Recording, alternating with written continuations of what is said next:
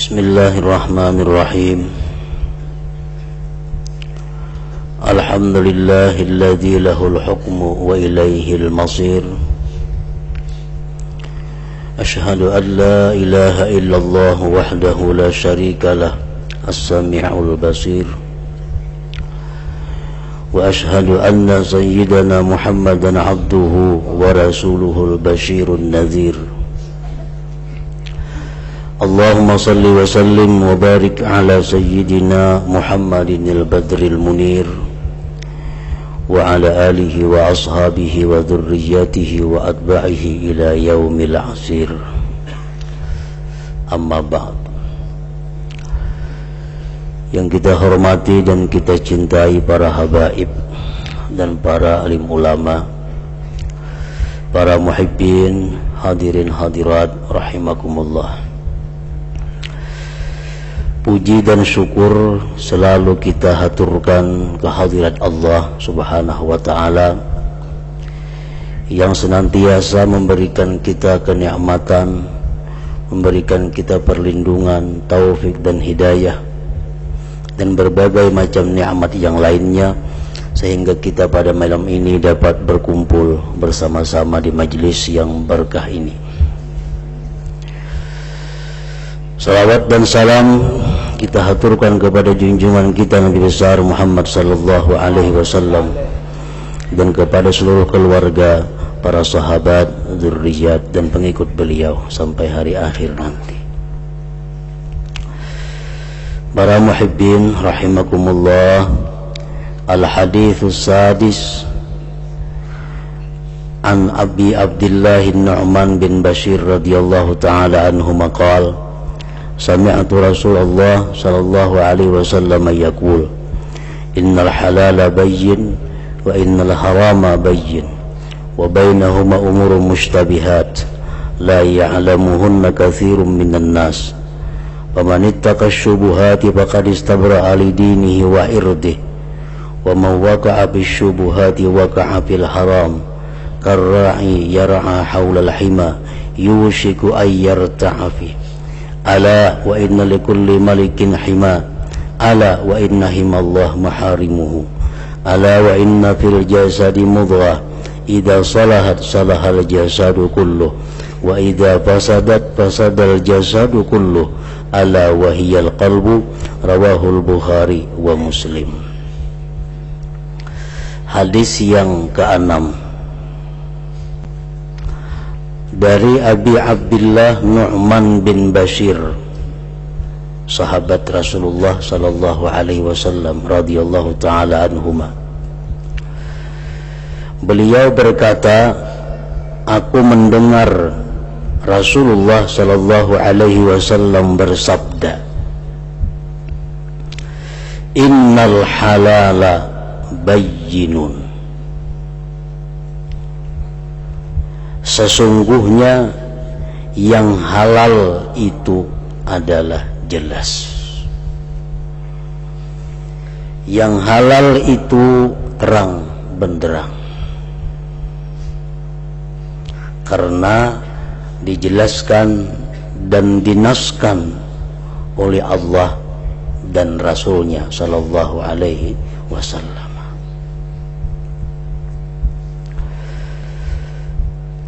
Para ulama menerangkan itu halal.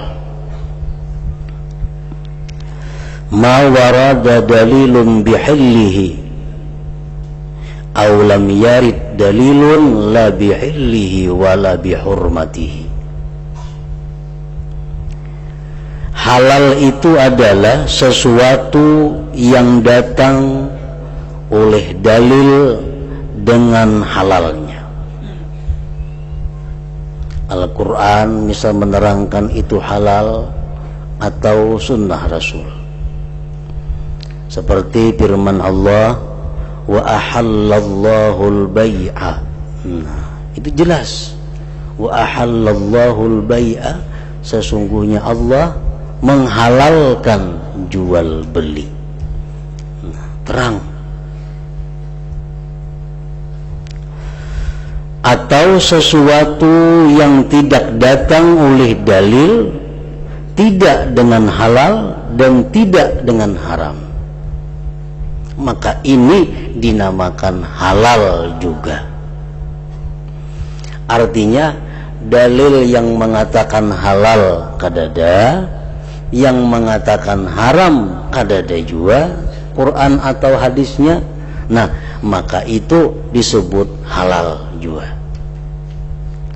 Di dalam kitab Al-Jawahirul Lu'lu'iyah disebutkan contohnya kasyurbil kahwati, seperti minum kopi.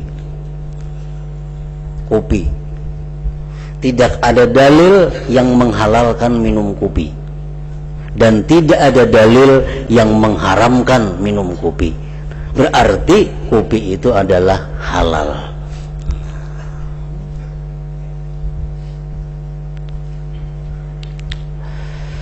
Nah, para muhibbin rahimakumullah, jadi itulah yang dimaksud dengan halal tadi. Rasulullah sallallahu alaihi wasallam bersabda tentang yang halal ini.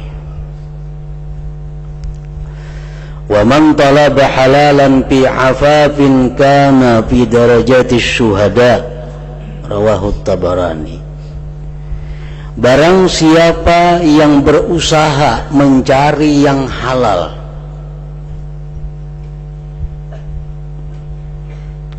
fi afafin, dengan dasar untuk menahan diri daripada minta-minta. Inya mencari yang halal agar jangan jadi orang pengemis. Karena fi darajati syuhada, maka dia nanti di akhirat satu tingkatan dengan para syuhada, orang-orang yang gugur fi sabilillah. Inilah kemuliaan orang yang mencari yang halal, tapi dengan niat afaf, dengan niat ta'affuf, menahan diri daripada minta-minta.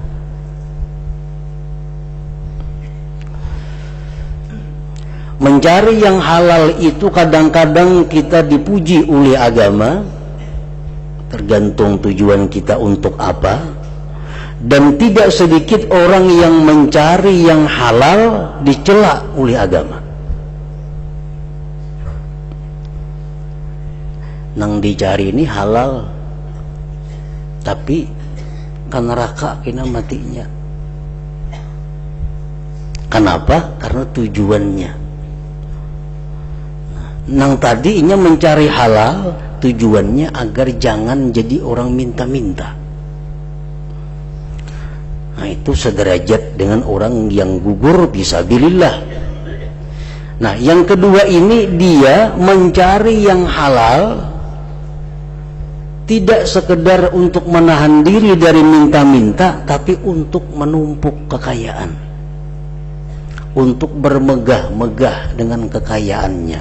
Nah, ini orang fisabilis syaitan. Rasulullah menjelaskan di jalan syaitan, bukan sabilillah.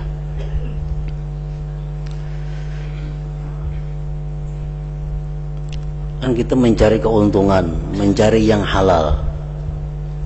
Nah, mun aku hari ini kada berusaha, aku bisa minta ke sebelah rumah kena makan, duitnya kada diisi. Mun aku hari ini kada berusaha, aku bisa minta lawan orang kena nukar obat, mengobati anak bini. Aku berusaha supaya jangan jadi minta-minta. Nah, ini yang mulia di sisi Allah, derajat syuhada.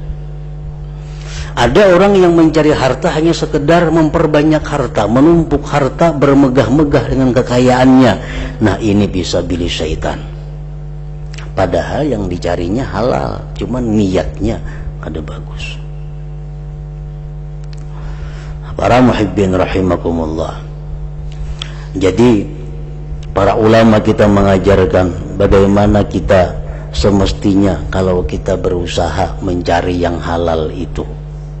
Bagaimana mestinya niat kita, bagaimana mestinya tujuan kita, supaya bukan hanya yang halal kita dapat, tapi keridaan Allah subhanahu wa ta'ala juga kita dapatkan. Nah, itu mesti disertai niat tujuan yang baik mencari yang halal tadi. Nah, kayak apa contohnya orang mencari yang halal niatnya baik? Satu, orang berusaha mencari yang halal tujuannya ta'affuf, ya afaf tadi, supaya jangan jadi pengemis diriku, anak biniku. Aku berusaha mencari yang halal. Yang kedua, tujuan ke pasar berdagang ini adalah untuk menafkahi keluargaku, yang mana aku wajib menafkahi mereka. Iya, hari ini berusaha, tujuan itu. Nah, yang ketiga, aku ini berusaha mencari yang halal, tujuannya di samping untuk supaya jangan jadi pengemis, supaya bisa menafkahi kewajiban anak bini. Yang ketiga, li silaturrahim, aku mencari yang halal ini untuk silaturrahim. Kan ada duit, nyaman mengilangi keluarga, membantu keluarga yang sedang kesusahan. Nah, jadi ini perlu berusaha mencari yang halal, niatnya silaturrahim. Aku mencari yang halal ini juga di samping silaturrahim, niatku litasadduq, untuk bersedekah. Maka ini disedekahkan sebagiannya. Dan lagi aku berusaha mencari yang halal ini tujuannya adalah untuk li'izzatil Islam wal muslimin, untuk kejayaan, kemuliaan Islam dan muslimin. Artinya keuntungannya kena kusisikan untuk madrasah, untuk pesantren, untuk orang-orang yang menuntut ilmu kaum muslimin dan muslimat. Nah, itu kejayaan Islam dan muslimin.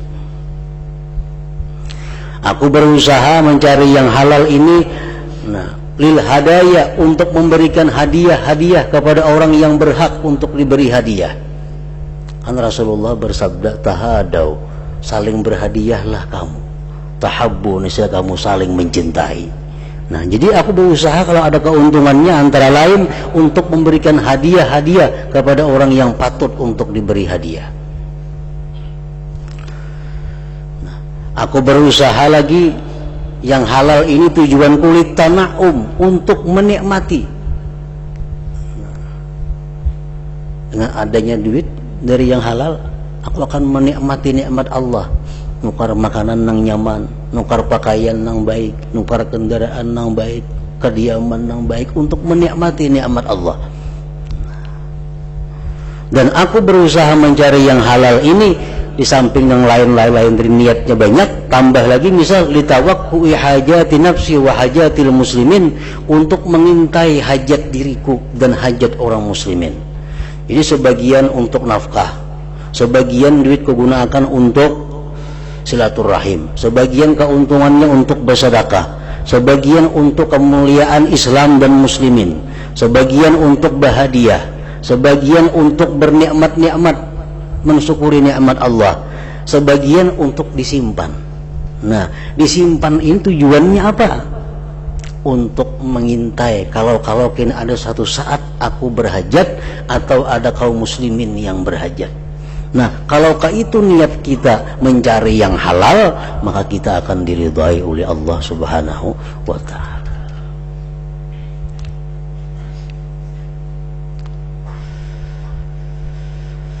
Nah, para muhibbin rahimakumullah. Kemudian lagi Rasulullah SAW bersabda, wa innal harama bayyinun, bahwa yang haram itu pun jelas. Wa ahallallahu al-bai'a wa harramar riba, Allah mengharamkan riba, jelas, tanpa ada keraguan, tanpa ada ketidakjelasan. Al-Quran menerangkan dengan terang benderang, Allah mengharamkan riba. Nah, apa yang dimaksud dengan haram itu? Ma mana'a min ta'atihi dalil, sesuatu yang mencegah daripada mengambilnya oleh dalil. Ada Al-Quran, ada As-Sunnah, ada ijma' ulama yang jelas mengatakan bahwa itu adalah haram, dilarang kita mengambilnya. Nah, kenapa sesuatu itu diharamkan oleh Allah? barang atau benda atau pekerjaan, kenapa diharamkan oleh Allah? Imma limafsadatin fihi zahirah, ada kalanya karena kerusakan yang zahir, makanya Allah mengharamkan, karena ini membawa kepada kerusakan yang zahir. Contohnya kal muskirat, seperti yang memabukkan. Minuman-minuman yang memabukkan itu akan merusak akal kita, sedangkan akal adalah yang paling berharga di dalam tubuh manusia. Nah, ini untuk menghindari kerusakan yang nampak. Au khafiyah, atau Allah melarang itu karena itu mengandung kerusakan yang tersembunyi. Az-zina, seperti zina. Zina kada nampak kerusakannya, tapi banyak rusaknya kada kelihatan dengan mata kita.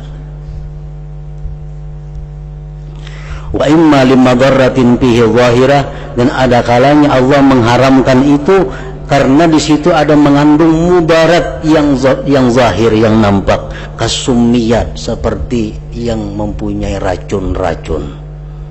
Ada makanan, ada buah-buahan atau apapun namanya yang mengandung racun, dilarang oleh Allah. Karena itu mudaratnya nampak, mudaratnya zahir. Al-khafiyah, atau mudaratnya tidak nampak. Kalahmi ma la yu'kal aw la yuzakka, seperti memakan daging nang kada boleh dimakan, atau memakan daging dari binatang nang kada disembelih. Nah, itu ada bahaya, cuma kada kelihatan, kada nampak bahayanya. Makanya Allah melarang kita memakan binatang nang kada disembelih atau binatang-binatang tertentu nang kada boleh dimakan. Wa imma li khalalin fi tahsilih, dan ada kalanya pula Allah melarang kita terhadap sesuatu itu karena ada kerusakan pada mendapatkannya, ada kecederaan dalam memperolehnya. Kal ma'khudz bil ghasbi awis sariqah, seperti barang yang diambil melalui merampas atau mencuri dan seumpamanya. Nah, itu pun dilarang juga oleh agama. Rasulullah sallallahu alaihi wasallam bersabda, "Man iktasaba malan min haramin fa in tasaddaqa bihi lam yuqbal minhu wa in tarakahu wara'ah kana zadahu ila an-nar." Rawahu Ahmad. Apa bahayanya kalau kita mengambil yang haram? Apa risiko yang kita dapatkan kalau kita berani mengambil yang diharamkan itu? Rasulullah menjelaskan, barang siapa yang mengusahakan hartanya dari jalan yang haram, jika dia sedekahkan dengannya, Allah tidak menerima sedekahnya. Jika dia ditinggalnya mati itu harta, maka itu nanti akan jadi bekalnya ke dalam api neraka jahanam. Ini risiko yang haram. Disedekahkan kada diterima Allah, disimpani pacang membawa kita ke neraka. Dimakan, Allah kada menerima lagi sembahyang kita, baik wajib atau sunat, atau doa kita ditolak oleh Allah. Nah, ini risikonya kalau kita mau, kalau kita berani mengambil yang diharamkan oleh Allah subhanahu wa ta'ala. Para muhibbin rahimakumullah, Al-Imam Al-Ghazali berkata, innal harama kullahu khabith walakinna ba'dahu akhbathu min ba'd. Yang namanya haram itu seluruhnya adalah kotor, tetapi sebagian ada yang lebih buruk, lebih kotor daripada sebagian. Jadi barang haram itu bertingkat-tingkat kekotorannya. Kalau kotor, iya kotor, cuma tingkatannya belai-lain. Al-ma'khudhu zulman min fakirin aw salihin aw yatim akhbathu wa aghlas min al-ma'khuz min ghaniyin aw fasik aw qawi. Barang yang diambil secara zalim, merampok, mencuri, menipu, orang fakir, orang saleh atau yatim itu lebih berat dan lebih kotor daripada yang diambil dari orang kaya atau orang fasik atau orang yang kuat. Dosanya taganal. Kalau kita mengambil barang orang fakir, dosanya taganal daripada kita mengambil barang orang kaya. Kita mengambil harta orang saleh secara zalim lebih besar, lebih jahat daripada kita mengambil orang yang fasik. Kalau kita mengambil harta anak yatim, lebih besar dosanya, lebih buruk keharamannya daripada kita mengambil orang yang kuat. Jadi haram pun bertingkat-tingkatan. Jadi yang mau jadi maling dipilih ya, mana nanti inting dosanya. Ini orang sugih sikat ada apa? Tak orang-orang jo dosanya daripada ampun orang fakir.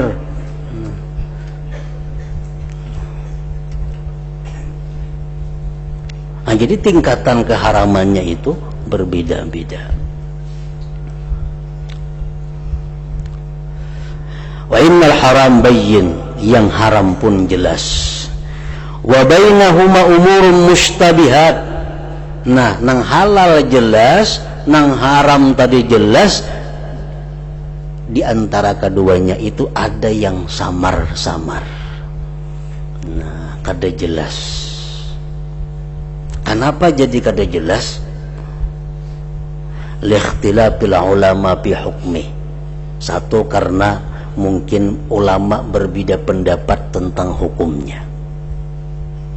Sebagian ulama mengatakan itu halal, nah ulama mengatakan itu hukumnya adalah haram. Nah, lalu jadi kada jelas nang mana juga nang iyanya. Sebagian ulama ada yang mengharamkan daging kuda, sebagian ulama ada yang menghalalkan daging kuda. Nah, jadi kuda termasuk perkara yang abu-abu. Kenapa? Karena berselisih pendapat para ulama. Ada mengatakan boleh, ada mengatakan kada. Wa imma likhtilatil halal wal haram, dan ada kalanya itu menjadi samar, menjadi kada jelas karena bercampurnya yang halal dan haram. Ini duit kita 500.000 warisan, jelas ini halal. 500.000 10 lembar 50-an. Nang ini 500.000 duit permainan manang. Jelas ini haramnya, jelas ini halal, ini haram. Sama 10 lembar 50-an dibuat ke dalam ipok, kedua-duanya tercampur. Nah, namanya kata duit permainan nih, namanya duit warisan.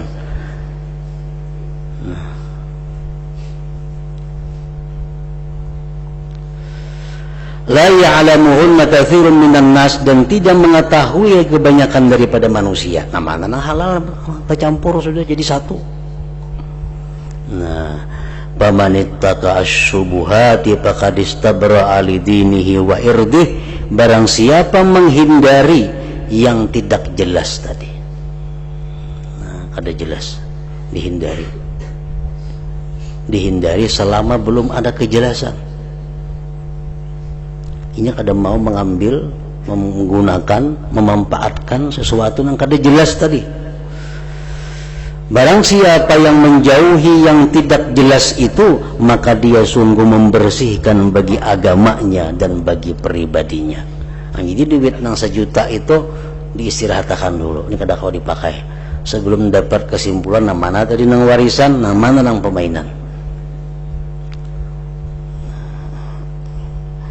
Wa man waqa'a fis syubuhati waqa'a fil haram, barang siapa yang jatuh dalam perkara yang tidak jelas, maka dia akhirnya akan jatuh kepada yang haram. Nah, ini subhat. Sudah biarlah subhat di Bapak Juha ulanjakan. Ulanjakan. Akhirnya kita mengangkat ke yang haram. 500.000 sudah habis nang subhatnya. Sisa 500.000 lagi takakat kayaknya tak makan 500.000 itu. Karra yar'a haulal hima yushiku ayyarta'a fihi, seperti pengembala yang mengembala di sekitar pagar, maka hampirlah dia makan apa yang dalam pagar itu. Ini orang berpagar, nah jangan mendekati pagar aja orang. Di pagar itu banyak tanaman-tanaman orang. Namun kita mengembala jangan parak pagar tuh, karena bisa menyubalah gembalaan ini. Nah, jauh-jauh pada pagar itu. Ala wa inna likulli malikin hima, bahwa tiap-tiap raja itu ada mempunyai pagar. Ala wa inna himallah, bahwa pagar Allah itu maharimuhu, adalah hal-hal yang diharamkan oleh Allah subhanahu wa ta'ala. Ala wa inna fil jasadi mudghah, ketahuilah bahwa di dalam jasad tubuh manusia itu ada segumpal daging. Idza salahat salahal jasadu kullu, bila mana itu daging tadi baik, baiklah seluruh tubuh. Wa idza fasadat, bila mana rusak, fasadal jasadu kullu, rusaklah seluruh tubuh. Ala, ketahui ulihmu, wahiyal qalbu, itulah yang namanya hati. Jadi sentral dalam tubuh kita ini semuaan tergantung hati. Kalau itu baik, baik semua. Kalau itu sakit, nah sakit semua.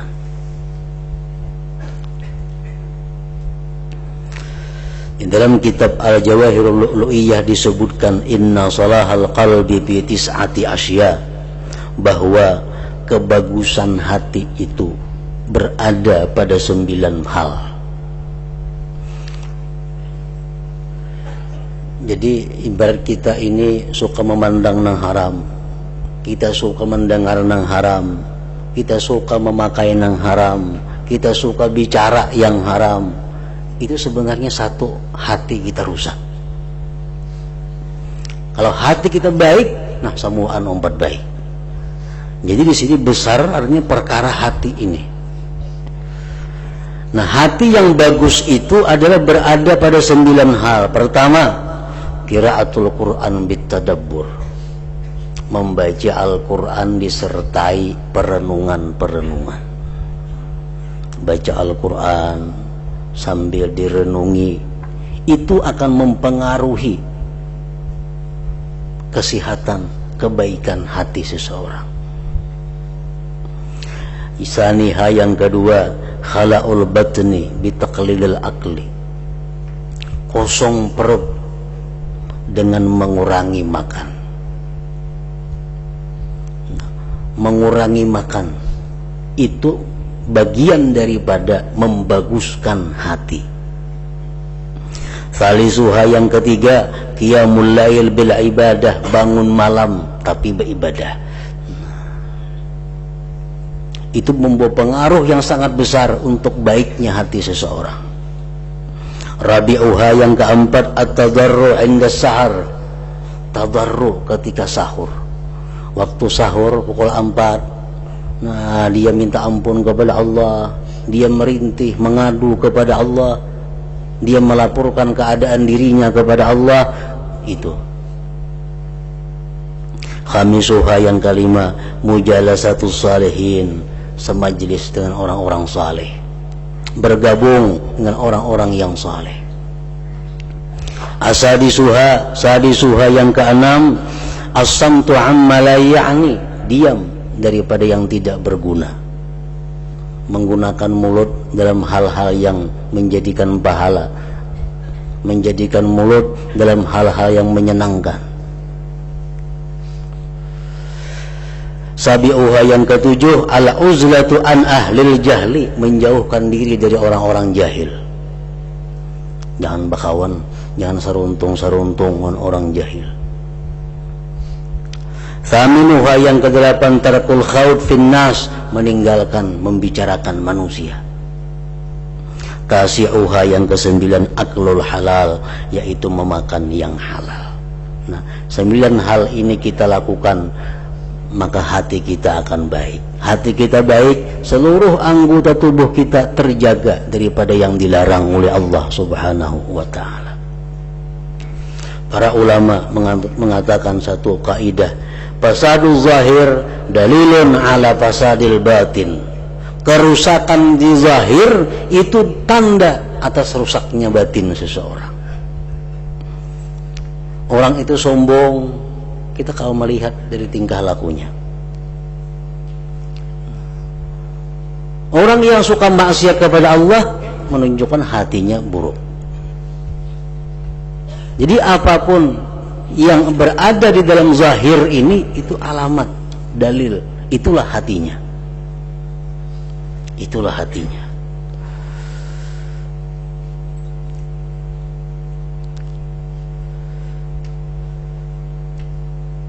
Idza salahat salahal jasadu kulluh wa idza fasadat fasadal jasadu kulluh. Bila mana bagus itu hati, itu segumpal daging, baguslah seluruh tubuhnya. Wa idza fasadat fasadal jasadu kulluh. Bila mana itu hati rusak, daging tadi rusak, maka rusaklah seluruh tubuh kita. Nah, jadi sumber segala kemaksiatan, sumber segala kebaikan itu berada di dalam hati tiap-tiap orang. Kalau kita hendak jadi orang baik, baiki hati. Hendak jadi orang jahat, biarkan hati sejadi-jadinya. Nah, kemudian hadis yang ketujuh. Ila hadratin Nabi sallallahu alaihi wasallam al-Fatihah.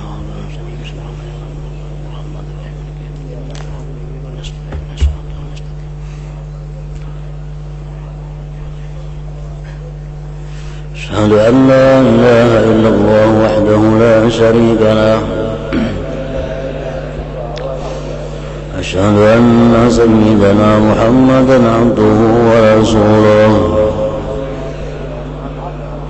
لا إله إلا الله نستغفر الله لا إله إلا الله نستغفر الله لا إله إلا الله نستغفر الله لا إله إلا الله ونتوب إلى الله لا إله إلا الله محمد رسول الله صلى الله عليه وسلم فيا أيها الرجل منه شفاعة صلوا عليه وسلموا تسليما